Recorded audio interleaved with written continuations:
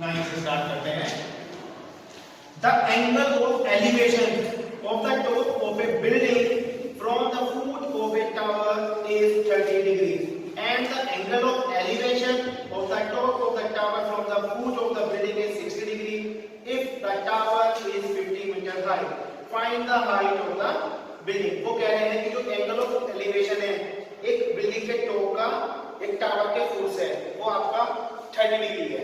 तो देख लीजिए ये आपका टावर हो गया और ये आपकी बिल्डिंग होगी, ठीक है।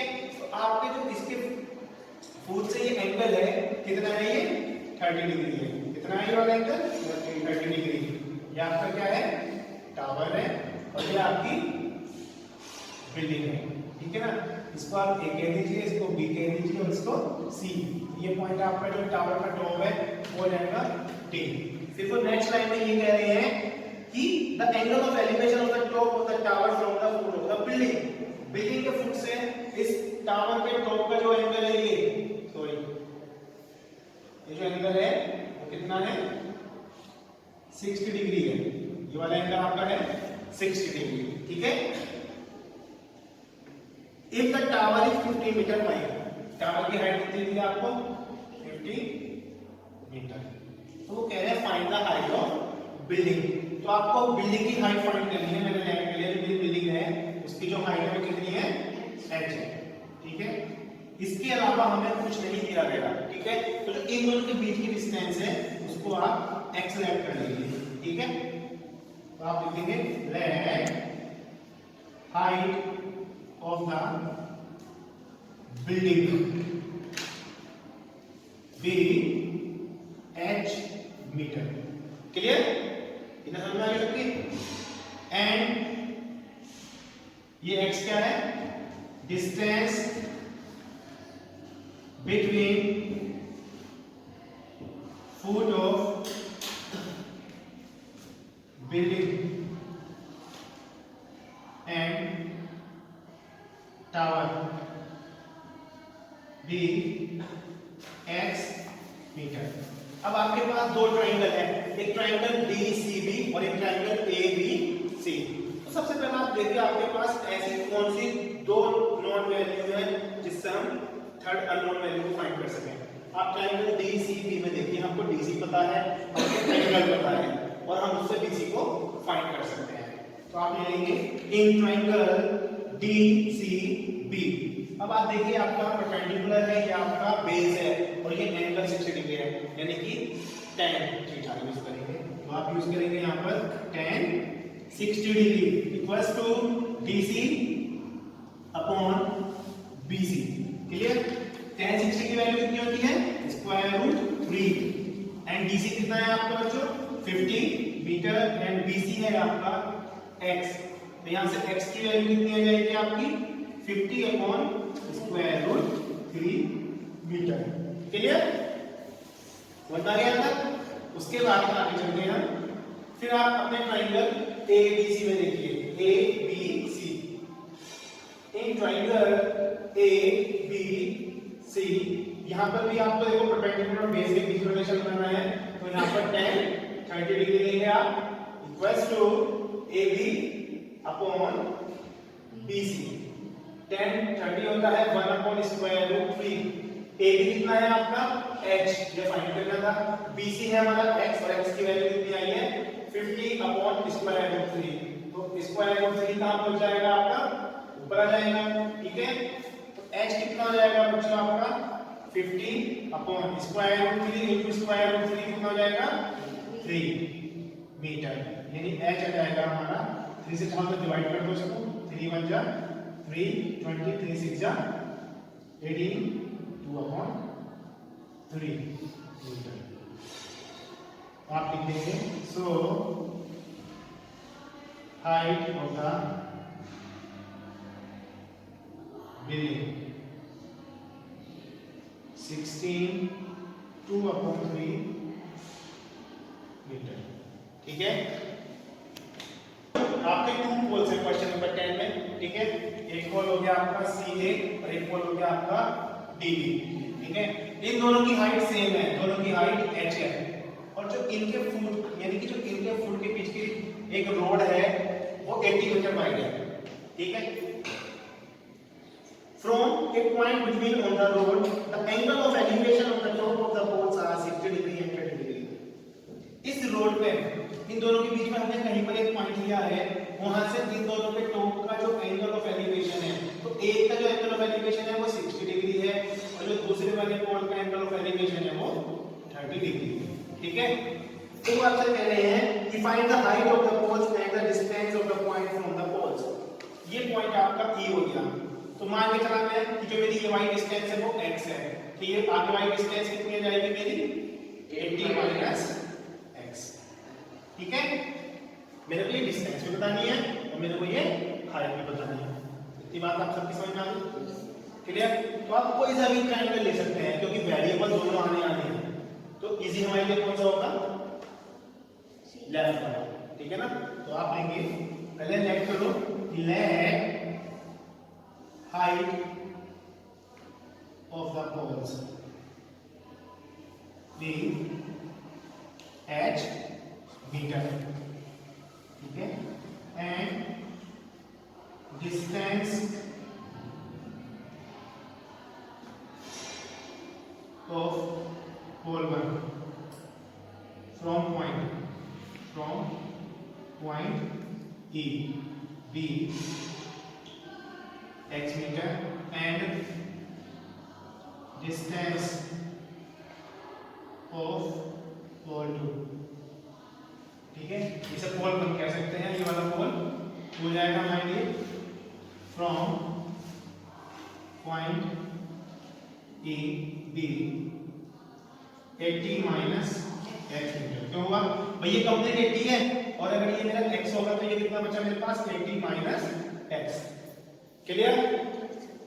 करना स्टार्ट करते हैं। आप ट्रायंगल लेंगे सी ए ई, इन ट्रायंगल सी ए ई, ठीक है भाई। आपका जो ये परपेंडिकुलर है, ये बेस है, तो tan थीटा यूज होगा, इसका मींस है tan 60 degree equals to C A upon A, clear.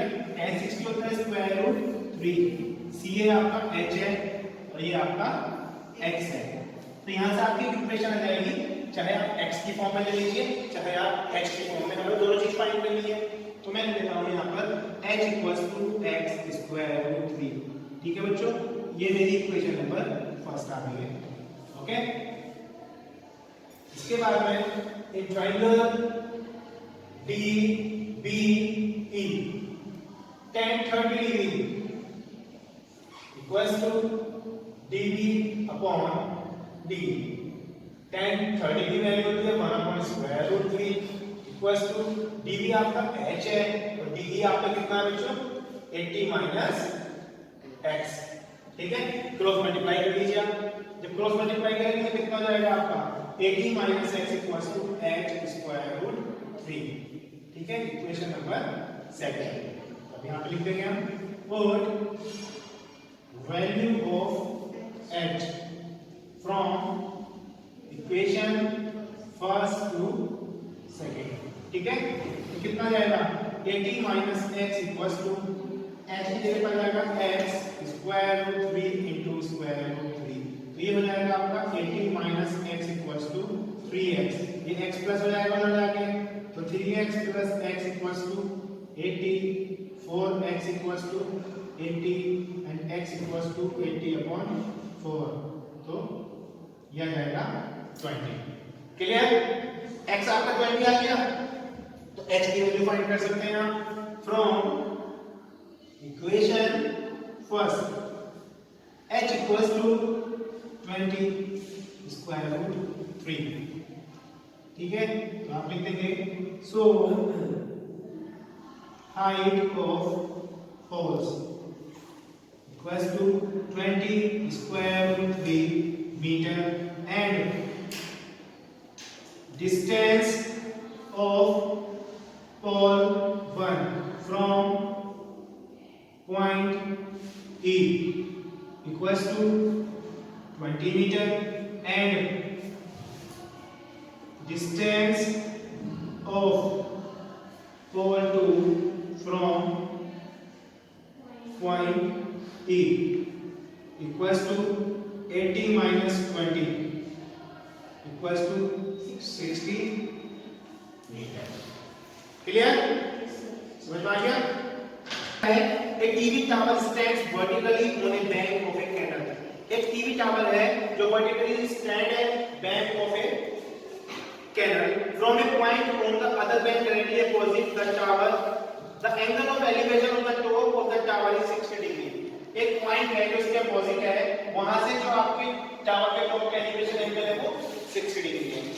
इसके अलावा एक पॉइंट हमें 20 मीटर अवे इससे पहले लिया है, ठीक है ना, इस पॉइंट सी से, और उससे जो टॉप टावर टॉप का एलिवेशन एंगल है वो आपका 30 डिग्री है। तो आपसे कह रहे हैं find the height of the tower and the width of the canal. Canal की विड्थ भी बतानी है आपको और टावर की हाइट भी आपको बतानी है, ठीक है।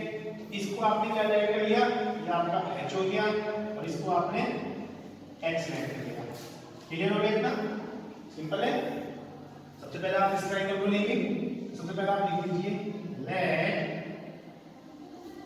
Height of the tower be h meter and width of the canal x meter. In triangle कौन सा ट्रायंगल लेंगे? A B C।